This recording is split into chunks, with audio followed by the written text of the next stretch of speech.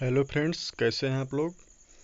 आज मैं आप लोगों के लिए मैथ से इम्पॉर्टेंट टॉप 10 क्वेश्चन लेकर आया हूं जो कि आपके सीटेट, एमपीटेट या अन्य राज्यों के टेट में पूछे जाते हैं। चलिए, और यदि आप लोग चैनल पे नए हैं तो हमारे चैनल को सब्सक्राइब जरूर करें, टीचर एकेडमी को। चलिए आते हैं क्वेश्चन नंबर फर्स्ट पे। देखते हैं क्या है पहला क्वेश्चन।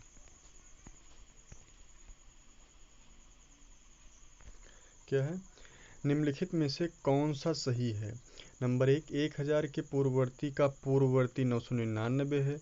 1000 के पूर्ववर्ती का परवर्ती 1001 है। 1000 के पूर्ववर्ती का परवर्ती 1002 है। और 1000 के परवर्ती का पूर्ववर्ती 1000 है। तो पहले आप लोग पूर्ववर्ती और परवर्ती का मतलब समझिए क्या होता है।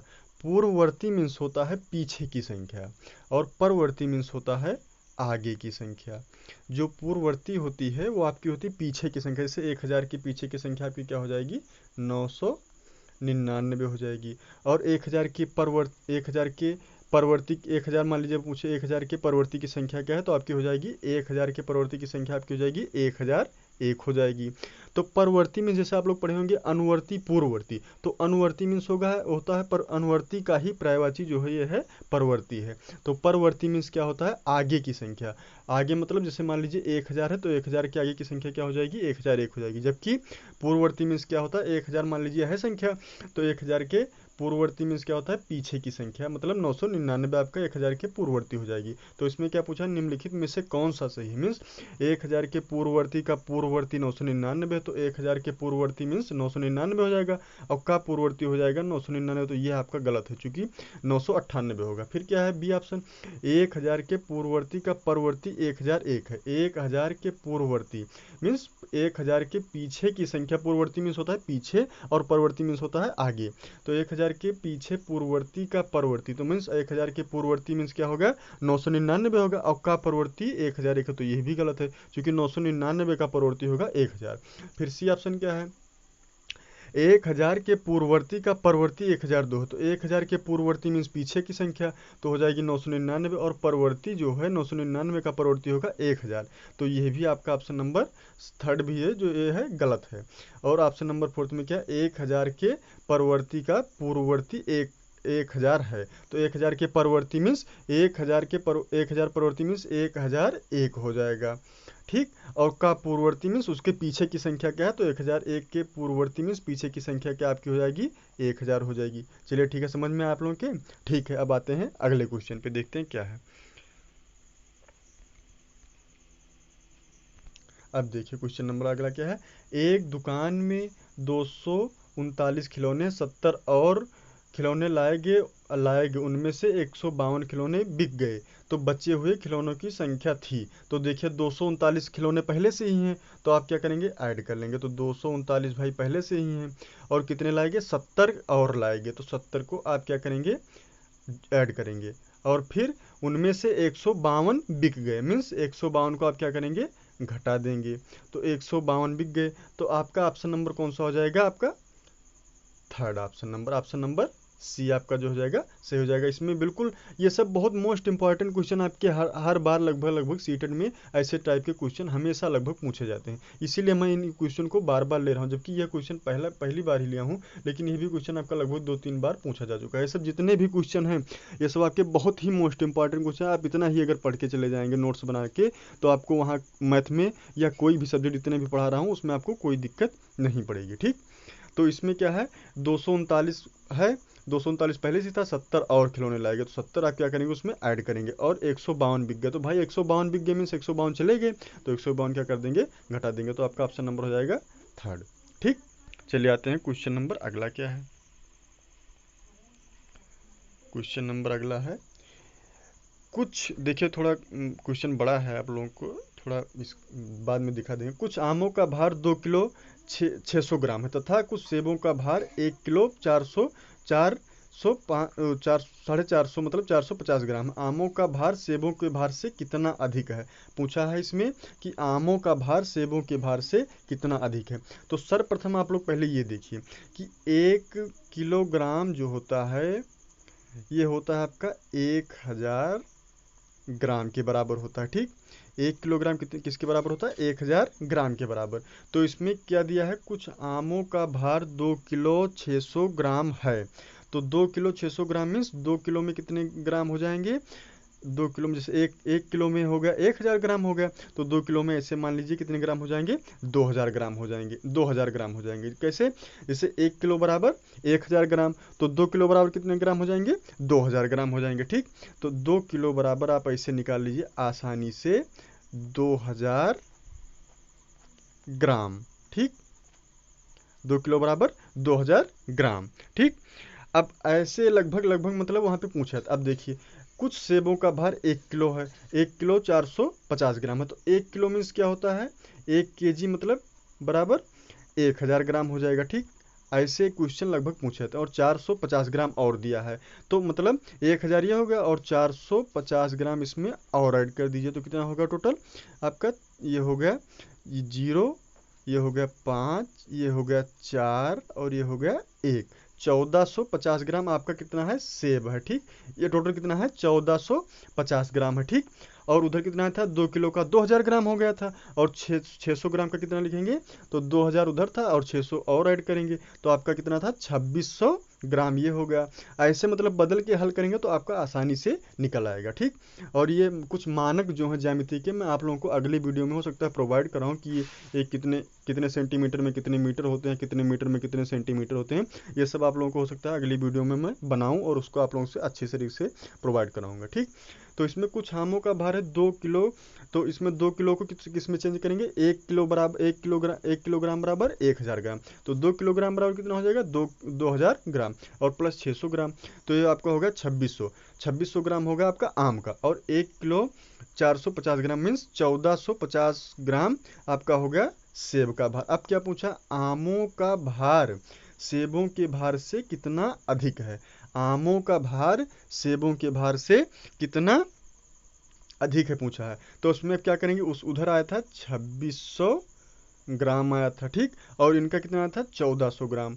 कोई भी समस्या हो 1450 ग्राम, तो आप लोग तुरंत हम मतलब हमारे नंबर पे आप लोग संपर्क कर सकते हैं। तो इसमें आप क्या करेंगे? घटा देंगे, क्योंकि आपको केवल पूछा है कि आमों का भार सेबों के भार से कितना अधिक है, मीन्स आपको आमों का भार निकालना है। तो अब क्या करेंगे? 2600 ग्राम में से आप लोग घटा देंगे 1450 ग्राम, तो इसमें हो जाएगा 0, यहाँ से लेंगे उधार, ये हो गया 10, 10 मीन्स 5 गई 5, और यहाँ बचा 5, 5 में से 4 गई 1, और यहाँ बचा 2 में से 1 गई 1, तो आपका कितना आ गया? 1150 ग्राम आ गया। ठीक, तो 1150 ग्राम को हम क्या लिखेंगे? 1000 ग्राम को चूंकि हम लोग लिखेंगे कि 1000 ग्राम हमारा किसके बराबर हो जाएगा? 1 किलोग्राम की। ठीक, 1000 ग्राम बराबर 1 किलोग्राम, और कितना बचा? 150 ग्राम बचा। ठीक, तो हमारा इसमें ऑप्शन कौन सा है? इसमें देखिए ऑप्शन नंबर आपका हो जाएगा सी हो जाएगा। कोई भी दिक्कत हो आप लोग तुरंत पूछिए। देखिए एक बार मैं फिर से आप लोगों को समझा रहा हूँ। इसमें पूछा है कि कुछ आमों का भार 2 किलो 600 ग्राम है। 2 किलो मीन्स 1 किलोग्राम, 1 किलोग्राम बराबर क्या होता है आपका? 1000 ग्राम। ठीक, 1 किलोग्राम बराबर 1000 ग्राम, तो इसमें क्या है? 2 किलोग्राम है, तो 2 किलो मीन्स क्या हो जाएगा? 2 से आप 1000 में गुणा कर देंगे, मीन्स 1000 में 1 किलोग्राम में 1000 ग्राम होता है, तो 2 किलोग्राम में 2000 ग्राम होगा, और प्लस 600 ऐड करेंगे, तो टोटल आपका क्या हो जाएगा? ये हो जाएगा आपका 2600 ग्राम हो जाएगा आपका आम का भार। और इसका कितना हो जाएगा? 1000 इसका हो जाएगा और 450 का, तो हो जाएगा 1450 ग्राम। तो इसमें से आप टोटल निकालेंगे तो आपका आएगा 1150 ग्राम। ठीक, अब इसमें से अब 1000 चूंकि होता है, 1000 ग्राम जो होता है वो होता है 1 किलो के बराबर होता है 1000 ग्राम, और कितना बचता है? 150 ग्राम। तो इसमें आपका ऑप्शन नंबर हो जाएगा थर्ड, 1 किलो 150 ग्राम। ऑप्शन नंबर आपका हो जाएगा थर्ड से हो जाएगा। ठीक, कोई भी दिक्कत हो आप लोग हमसे संपर्क कीजिए। मैथ में आपका कोई डाउट नहीं रहेगा। पेडागाजी के लिए भी मैं टैगोर दे चुका हूँ, और ये जितना भी आपका मतलब न्यूमेरिकल टाइप के क्वेश्चन है ये मैं करा दे रहा हूँ। आप कम से कम मैथ में 30 में कम से कम 29 नंबर आप लोग पा सकते हैं इसी से केवल वीडियो देखकर। लेकिन ये कि भाई जितना मेहनत मैं करता हूँ उतनी मेहनत आप लोग भी कीजिए, हमारा साथ दीजिए, तो मैं आप लोगों को इससे भी अच्छी अच्छी वीडियो प्रोवाइड कराता रहूँगा। ठीक, चलिए आते हैं क्वेश्चन नंबर अगला। क्या है? मतलब 5671 और उसके अंकों को पलट देने पर प्राप्त संख्या का अंतर, ये भी आपका मोस्ट इंपॉर्टेंट क्वेश्चन, ये आया हुआ क्वेश्चन है। तो 5671 और उसके अंकों को पलट देने पर प्राप्त संख्या का अंतर क्या है। अब देखिए 5671 आप ऐसे लिख देंगे। अब इसको पलटना है, मीन्स पहले क्या लिखेंगे, 1 लिखेंगे, फिर क्या लिखेंगे, 7 लिखेंगे, फिर क्या लिखेंगे, 6 लिखेंगे, फिर क्या लिखेंगे, 5 लिखेंगे। मतलब इसको आप टोटल पलट देंगे। तो टोटल आप पलट देंगे तो अब इसमें से अंतर पूछा है, मीन्स अंतर मीन्स क्या होता है, घटाना। ठीक, तो अब इसको हम घटा देंगे भाई इसमें से। तो यहाँ से उधार ले लेंगे तो ये हो जाएगा 11 11 में 5 गई 6 हो गया आपका। अब ये बचा 6 6 में से 6 गई 0 हो गया। ये बचा, ये 6 है और 6 में से 7 जाएगा नहीं तो यहाँ से लेंगे उधार, 16 में से 7 गई 9 हो गया आपका। और यहाँ बचा 4 4 में से 1 गई 3 हो गया। तो आपका टोटल कितना आ गया, 3900 आपका आ गया, 6 आ गया। ठीक, टोटल आपका आ गया 3906। अब देखिए फिर से समझ लीजिए इस क्वेश्चन को, 5671 और उसके अंकों को पलट देने पर, मीन्स उसको ही पलट देना, मतलब उल्टा लिख देना है। तो आप क्या पहले लिखेंगे, 1 लिखेंगे, फिर 7 लिखेंगे, फिर 6 लिखेंगे, फिर 5 लिखेंगे। ये हो गया आपका अंक पलट गया। तो उसका ही आपको क्या निकाल लेना है, अंतर मीन्स घटा लेना है। जो आपका इसमें से जो आप पलटेंगे अंक उसको ही घटा लेना है। तो आपका कितना आ जाएगा, 3906। ऑप्शन नंबर आपका हो जाएगा थर्ड से हो जाएगा। ऐसे क्वेश्चन पूछे जाते हैं, ये भी क्वेश्चन आपका पूछा गया, जितने भी क्वेश्चन हैं ये सब पूछे गए क्वेश्चन है और बहुत ही मोस्ट इंपॉर्टेंट क्वेश्चन है। अगर मैथ में इतना ही आप लोग पढ़ लेते हैं तो वहाँ पे कोई दिक्कत आपको एग्जाम में नहीं होगी। ठीक, चलिए आते हैं अगले क्वेश्चन पे। क्या है, अब ये क्वेश्चन देखिए, ये क्वेश्चन मैं आप लोगों के सर्वप्रथम ले चुका हूँ, सर्वप्रथम वीडियो जब मैंने बनाई थी मैथ की तो उसमें लिया हूँ। लेकिन ये क्वेश्चन लगभग हमेशा, मतलब हर साल पूछे जाते हैं, कभी कभी वैसे खाली चलाता है लेकिन हमेशा पूछे जाते हैं। अब क्या है क्वेश्चन नंबर 5, 5, 10 और 35 के सबसे छोटे सार्वगुणज। सबसे छोटे जहाँ सार्वगुणा है वहाँ आपको समझ लीजिए लासा निकालना है, लघुत्तम समापवर्तक निकालना है। जहाँ सबसे छोटा पूछेगा वहाँ आपको लासा निकालना ही निकालना है। सबसे बड़ा पूछेगा वहाँ पे आपको मासा निकालना, मीन्स महत्तम समापवर्तक और लघुत्तम समापवर्तक। तो जहाँ सबसे छोटा पूछा वहाँ समझ लीजिए आपको क्या निकालना है, लघुत्तम समापवर्तक मीन्स लासा निकालना है आपको। ठीक, तो 5, 10 और 15 के सबसे छोटे सार्वगुणा, सबसे छोटा जैसे कह दिया जैसे आप लोगों को तुरंत आप लोग क्या करेंगे, लासा निकालेंगे। तो 5 और 10 और 35 का लासा। अब देखिए यहाँ पे 2 से नहीं काटेंगे, यहाँ पे हम जितने भी बड़ी संख्या उसकी काटेंगे, क्योंकि वहाँ पर एग्जाम में टाइम बहुत कम मिलता है। तो 5 से काटेंगे तो 5 1 5, 5 दूनी 10, 5 7 35। फिर किससे काटेंगे, 2 से, 2 1 2, 2 और 2 7। तो हो गया 7, कितना हो गया, 7 गुणे 2 गुणे 5 हो गया आपका सबसे छोटा। मीन्स हम क्या निकालें, पहले इसका छोटे के लिए लासा निकालेंगे। तो 7 दूनी 14 पंचे 70 हो गया आपका, ये टोटल कितना हो गया, 70 हो गया। ठीक, अब ये आपका लासा जो है वो आ गया 70 में, सबसे छोटे सार्वगुणज के लिए आपका आ गया आंसर 70 आ गया। ठीक, अब देखिए अब निकालेंगे सबसे बड़े के लिए। तो सबसे बड़ा सार्वगुणज निकालेंगे तो इसमें आप सबसे बड़े के लिए आप लोग क्या निकालेंगे, महत्तम समापूर्ति निकालेंगे। तो 5 का मासा निकालिए तो 5 गुणे 1, 10 का निकालेंगे तो 5 गुणे 2 और 35 का निकालेंगे तो 5 गुणे 7 हो जाएगा। अब तीनों महत्तम में क्या होता है, जो कामन होता है उसी को लिया जाता है। तो इसमें क्या हो जाएगा, 5 आपका तीनों में कामन और कोई कामन है, तो आपका महत्तम जो हो गया वो हो गया 5 हो गया। ठीक, अब महत्तम 5 हो गया और वो कितना आया था छोटा सबसे, जो लघुत्तम निकाले थे उसमें आया था 70। अब इसमें पूछा है कि अंतर ज्ञात करना है। ठीक, अंतर मीन्स क्या होता है, घटाना है। तो आपको 70 में से क्या घटा देना है, 5 घटा देना है। तो आपका कितना आ जाएगा आंसर, 65 आ जाएगा। आपका ऑप्शन नंबर हो जाएगा 4 से हो जाएगा। कोई भी दम नहीं इस सवाल में, लेकिन बस ये है कि आप लोगों को वहाँ पे मैनेज करना है। और मैनेज क्या करना है, इसमें से कुछ भी मैनेज नहीं करना है। इसमें आपको ऐसे बता दे रहे हैं, जैसे देखिए सबसे छोटा आप वहाँ देखेंगे तुरंत आपको लासा निकालना है, और सबसे बड़ा देखेंगे तो आपको क्या निकालना है, महत्तम समापवर्तक निकालना है। बस और कोई कुछ नहीं करना है, बस अंतर पूछे तो अंतर कर दीजिए, गुणा पूछे तो गुणा कर दीजिए, योग पूछे तो योगफल कर दीजिए। ठीक, चलिए आते हैं अगले क्वेश्चन पे। अगला क्वेश्चन क्या है, ये भी क्वेश्चन आपका बहुत ही मोस्ट इंपॉर्टेंट क्वेश्चन है। इसके पहले मैंने 92 का लिया था। अब इसमें क्या है, 105 के गुणनखंड की संख्या क्या है, आपको तुरंत ऐसे गुणनखंड कर देना। तो 3 गुणे 5 गुणे 7। तो 105 का 3 5 15 7 105 हो गया। टोटल आपका आ गया 105। तो इसमें गुणनखंडों की संख्या कितनी है, 1 2 3। ऐसे आपको गिनना है, 1 2 3 गिन लेना है। तो इसमें कितने गुणनखंडों की संख्या हो गई आपकी, 3 हो गया। आपका ऑप्शन नंबर हो जाएगा 20 हो जाएगा। ठीक, चलिए आते हैं अगले क्वेश्चन पे। अब देखिए भाई, ट्रेन से संबंधित लगभग हर बार आते हैं, आपको पहले भी वीडियो में करा चुका हूँ, इसमें भी देख लीजिए आप लोग। फिर इसलिए ले रहा हूँ क्योंकि ये हमेशा मतलब हर साल जब सीटेट का पेपर होता है, एमपी टेट का पेपर होता है, किसी भी टेट का पेपर होता है, तो इसमें क्या नाम से जो ये है रेलगाड़ी वाला क्वेश्चन है, ये आपका हमेशा हमेशा हमेशा मतलब पूछा जाता है। इससे बाहर पेपर जब ये अगर सवाल नहीं ले जाएगा तो पेपर नहीं बनेगा। मतलब मैं वैसे आशा करता हूँ, ये नहीं कंफर्म बता दें कि अब रेलगाड़ी वाला आएगा ही, लेकिन ये है कि इसके बिना पेपर नहीं बनाते हैं एग्जामिनर। ठीक, चलिए आते हैं, देखते हैं इसमें क्या है।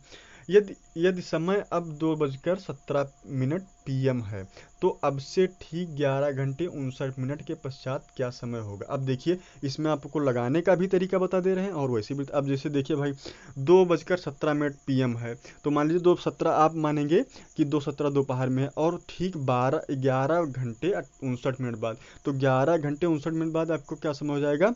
देखिए इस टाइम 2 घंटा 17 मिनट है, तो चूंकि 12 घंटे बाद भी भाई तो 2 घंटा 17 मिनट, लेकिन इसमें क्या पूछा, 11 घंटे 59 मिनट के पश्चात क्या समय होगा। तो क्या पश्चात मतलब कि आपका हो जाएगा 2:16 होगा। कैसे होगा, चूंकि 11:59 आपका 12 घंटे बाद टोटल वही समय तो हो जाएगा, लेकिन अब 11:59 पूछा तो इसमें क्या हो जाएगा, 2:16 हो जाएगा। यह भी एक समझ लीजिए डायरेक्टली तरीका है आपका ऑप्शन नंबर 4, लेकिन लगाने का तरीका भी देख लीजिए आप लोग। अब जैसे देखिए, कुछ नहीं करना इसमें, देखिए आप 2:17 को ऐसे लिख लेंगे। ठीक, अब इसमें क्या पूछा, 11 घंटे, तो 11 घंटे और फिर 59 मिनट। अब इसको क्या कर देंगे आप लोग, ऐड कर देंगे। ठीक, तो 7 9 7 16, 5 1 6 और 2 1 3 और 1 1 1, तो मतलब होगा 13:76 जो आपके स्टेशन पे बजते हैं। अब देखिए 13:76 ये आपका टोटल होगा। ठीक, नोट करते रहिए आप लोग, 13:76। ठीक, अब देखिए, अब 13:76 आया था उधर। अब 1 घंटे में कितने मिनट होते हैं, 60 मिनट होते हैं। 1 घंटे में 60 मिनट होते हैं। ठीक, तो यहाँ पे 76 मिनट दिया हुआ, तो 76 में से अगर हम 60 निकाल लेंगे तो हमारा 1 घंटे में और क्या हो जाएगा, वृद्धि हो जाएगी। तो हमारा क्या हो जाएगा, ये 14 हो जाएगा भाई। 14 मिनट, 14 घंटा और कितना बचा, 16 मिनट, चूंकि हम 76 में से 60 को घटा लिए। क्या होता है, 1 घंटा बराबर 60 मिनट होता है आपका। ठीक, तो अब इधर हो गया 14 हो गया, और ये कितना बचा, 16। तो 14 में से क्या होता है, 2:16। इस तरीके से भी आप लोग लगाना चाहें तो इस तरीके से लगा लें, और जो बताए हूँ डायरेक्ट, वो तो डायरेक्टली है भाई, डायरेक्ट। अब मान लीजिए डायरेक्टली, अब मान लीजिए कोई बड़ा पूछ लिया जाए, बड़ा क्वेश्चन पूछ लिया जाए, तो आप लोगों को यह विधि अगर याद रहेगी, तैयार रहेगी, तो आप लोग वहाँ आराम से लगा दें। तो ऑप्शन नंबर आपका हो जाएगा 4th हो जाएगा। देखिए ऐसे सवाल वहाँ पे लगभग लगभग पूछे जाते हैं। ठीक, चलिए आते हैं क्वेश्चन नंबर अगला क्या है। अब देखिए, ये भी बहुत ही जितने भी क्वेश्चन है सब मोस्ट इंपॉर्टेंट क्वेश्चन आपको लगभग लगभग मिलेंगे। आप लोग प्रैक्टिस सेट उठा के देखेंगे अपनी किताब में तो मिलेंगे लगभग लगभग क्वेश्चन। अब क्या है, 3.5 समकोणों में डिग्रियों की संख्या कितनी है, मतलब डिग्री की संख्या हमको निकालनी है कि कितनी है। अब 3.5 समकोणों में क्या, इसका मतलब क्या हो, मीन्स हम 3.5 में क्या करेंगे, समकोणों में डिग्रियों की संख्या को ज्ञात करेंगे। तो चलिए देखते हैं कैसे ज्ञात करेंगे। अब पहले निकालेंगे हम लोग 3 में, तो 3 में कैसे निकालेंगे, 3 × 90, और समकोण में क्या होता है, 90 अंश होता है। ठीक, समकोण ये आप लोग याद रखिएगा, समकोण में क्या होता है, 90 अंश। समकोण जब भी कोई त्रिभुज ऐसे बनता है, देखिए ऐसे, ये थोड़ा गलत बन गया, फिर से देख लीजिए। समकोण में ऐसे त्रिभुज आपका बनता है, ये क्या होता है, 90 अंश होता है पाइथागोरस प्रमेय के अनुसार। तो इसमें क्या पूछा, 3.5 समकोण में डिग्रियों की संख्या। आप देखिए आप लोग ये बहुत अच्छे से। अब इसमें पहले 3 का निकालेंगे, तो 3 × 90 हो जाएगा। ठीक, अब 90 में समकोण, समकोण आपको बता चुका हूँ, और 3 का ही पहले निकालेंगे, फिर आधा का बाद में निकाल लेंगे। तो 9 × 27 आपका हो जाएगा 270 होगा। ठीक, इसका 270। अब आधे का निकाल लेते हैं भाई, तो आधे का निकालेंगे तो 90। अब 2 × 2 = 2, 45 दूना 90, तो आपका आएगा कितना हो गया, 45 होगा।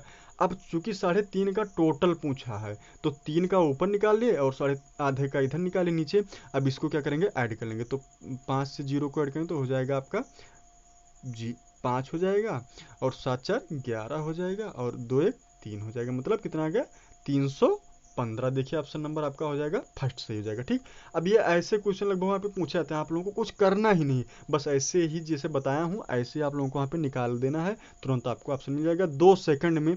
मतलब ये समझिए न्यूमेरिकल टाइप के क्वेश्चन आप लोगों को वहाँ कम से कम 15 क्वेश्चन 15 मिनट में आप लोग आसानी से क्या कर सकते हैं, सॉल्व कर सकते हैं। 15 मिनट में सॉल्व कर सकते हैं, कोई दिक्कत ही नहीं होगी, इतने अच्छे से आप लोगों को मैं बता दूंगा। बस ये कि भाई मेहनत कीजिए आप लोग भी, और मैं तो मेहनत कर रहा हूँ, जो हमारे मतलब समय सीमा है हमारी जिम्मेदारी है और आप लोग भी मेहनत कीजिए। चले आते हैं अगले क्वेश्चन पे।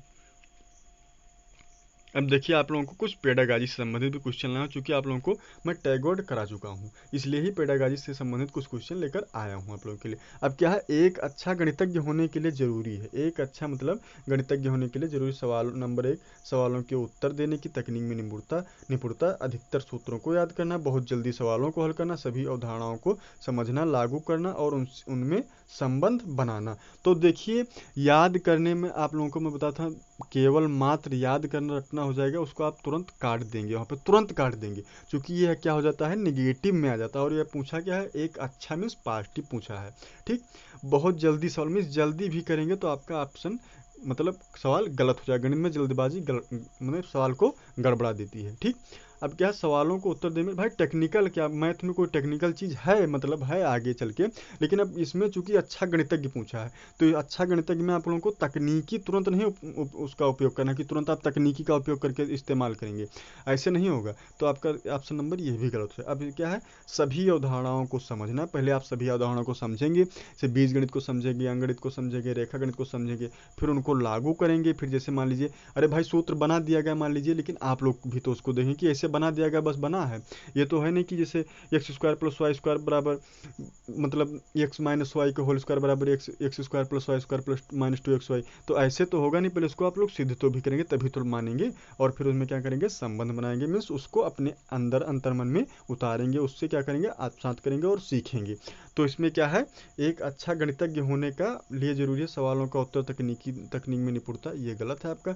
याद करना तुरंत आप देख लीजिए, याद करना केवल मात्र, ये सब आपके क्या है, निगेटिव पॉइंट है, आपको टैग वर्ड करा चुका हूँ, उसमें आप लोग देख सकते हैं। बहुत जल्दी सवालों को जल्दबाजी में अधिकतर सवाल गलत हो जाते हैं, ये भी नहीं होगा।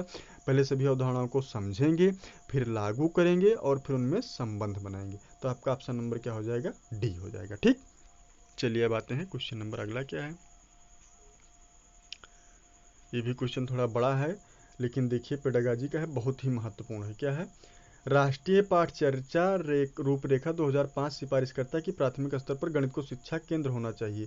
अब प्राथमिक स्तर पर पूछा है भाई, तो प्राथमिक स्तर पर जो गणित का शिक्षा केंद्र हो चाहिए, ऑप्शन नंबर क्या है, उच्चतर गणित के लिए तैयारी, गणित के अमूर्त विचार जानना, कक्षा कक्ष में की गई पढ़ाई जो विद्यार्थियों को दैनिक जीवन से जोड़ने में सहायता करना, और क्या है ऑप्शन नंबर 4, विद्यार्थियों को गणित की शिक्षा में अंतर्राष्ट्रीय मापदंड अर्जित करने में सहायता करना।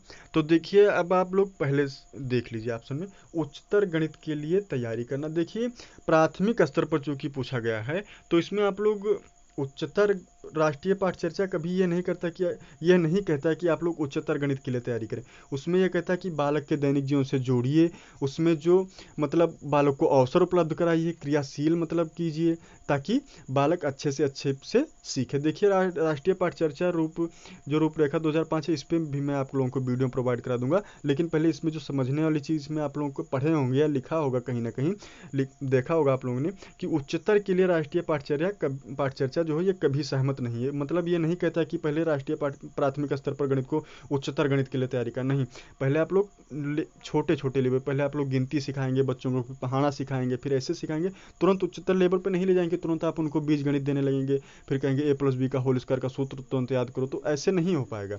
इसमें क्या होगा, पहले आप लोग उच्चतर गणित के लिए तैयारी नहीं कराएंगे प्राथमिक के लिए। फिर क्या है दूसरा, गणित के अमूर्त विचार जानना। अमूर्त मीन्स क्या होता है, काल्पनिक।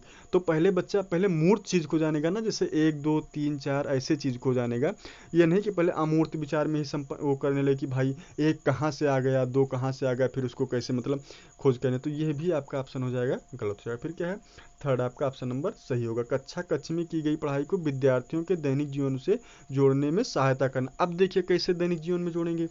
अब जैसे इसमें यह है कि दैनिक जीवन में जोड़ेंगे कैसे, अब कक्षा कक्ष में की गई पढ़ाई को विद्यार्थियों के दैनिक जीवन में, जैसे मान लीजिए अब ऐसे जोड़ेंगे, जब जैसे आप पढ़ाएंगे वहाँ पे जाएंगे तो कहेंगे कि बच्चे को मान लीजिए आपके पास 5 टॉफ़ी है, 5 आपको और मिल गई, 5 है और 5 और मिल गई, तो कितना हो गई, 10 हो गई।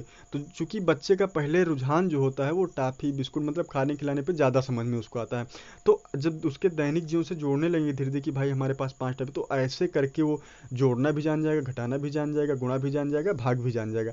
तो आपका क्या हो जाएगा, ऑप्शन नंबर 3 हो जाएगा। फिर ऑप्शन नंबर 4 क्या है, विद्यार्थियों को गणित की शिक्षा में अंतर्राष्ट्रीय मापदंड। अब भाई प्राथमिक स्तर पर है तो उसको अंतर्राष्ट्रीय में तुरंत थोड़ा लेकर चलेंगे।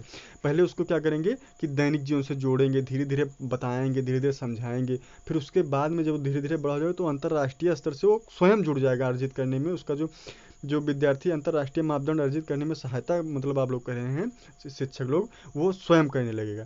तो आपका ऑप्शन नंबर क्या हो जाएगा, थर्ड हो जाएगा। ठीक, चलिए अब आते हैं अगले क्वेश्चन पे।